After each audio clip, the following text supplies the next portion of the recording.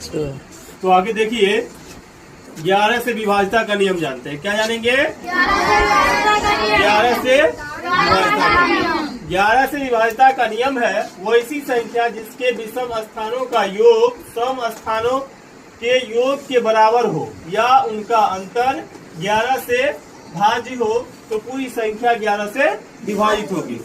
समझ में आया क्या बोले? वो ऐसी संख्या जिसके विषम स्थानों का योग, विषम स्थानों का योग, विषम स्थान बोल रहे। विषम स्थान कहने का मतलब होता है इकाई का स्थान, सैकड़ा का स्थान, है ना, यानी पहला स्थान, तीसरा स्थान, पांचवा स्थान, पहला स्थान, तीसरा स्थान, पांचवा स्थान, सातवां स्थान, ठीक है।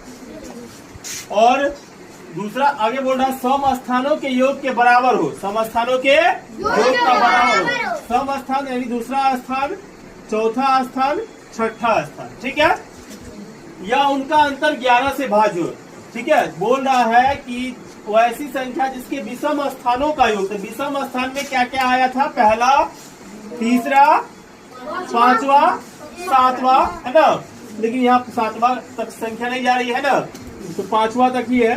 तो पहला संख्या क्या है जी? 2। पहला संख्या 2 यानी पहली संख्या 2 है, तीसरी संख्या 7 और पांचवी संख्या 6 प्लस 6, 2, 7, 9, 6, 15। ये विषम संख्या का योग हो गया। किस चीज का योग हो गया? विषम संख्या। आगे बच गया सम संख्या। आगे क्या बच गया? ये विषम का योग है। किस चीज का योग है? विषम का योग। किस चीज का योग है? विषम का योग। आगे है सम संख्या का योग लेना है। सम संख्या कहने के बाद दूसरा, चौथा, छठा, दूसरा, चौथा और छठा।